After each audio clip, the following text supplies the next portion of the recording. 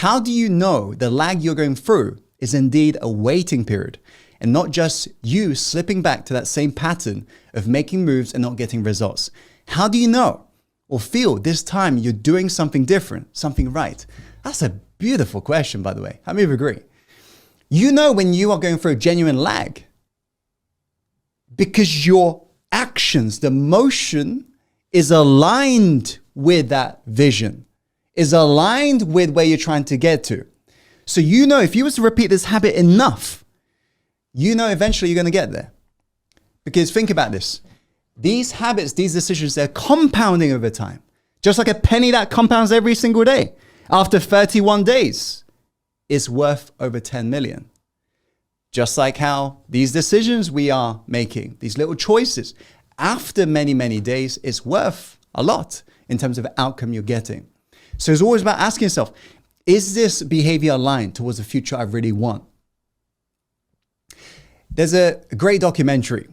A documentary, if you've struggled with procrastination and mastery, you may want to watch, because I've literally binge watched it because I used to struggle a lot with that, right? It's called Jiro Dreams of Sushi. And it's about, back then, it was the only 3 Michelin star restaurant in Tokyo, Japan. Knowing that sushi is from Japan, do you think it probably was the best sushi restaurant in the world? Yeah, you bet, right? It was. And it was fascinating because this documentary was a little bit unexpected in the sense that it follows this elderly gentleman in his 90s right now. It showed him just repeating these patterns of behavior every day. But there was this one scene that was unexpected.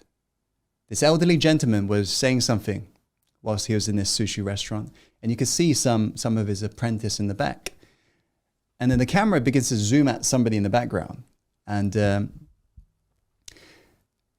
camera person asks, how long has this apprentice been washing the rice like that? Because just washing the rice, washing the rice, washing the rice. Can't do anything else, just wash the rice. And this elderly gentleman just turns around and says, he's got to do that for about 6 years before he can learn the other craft involving sushi. 6 years before he can even steam the rice. Absolutely crazy when you agree, right? But that level of mastery, he said, is what allows them to know how to actually make a sushi. So think about this. Those behaviors, especially since there is a mentor who's observing your behaviors, that is aligned with mastery. And there's going to be a huge lag for all of those apprentices. They're not going to see quantum leaps in terms of growth, but eventually it will lead to a place of growth. Yes? In general, though, practicing habits in which you've heard about that is empowering. It tends to lead to an empowering place. And we can all think of something, right? We can.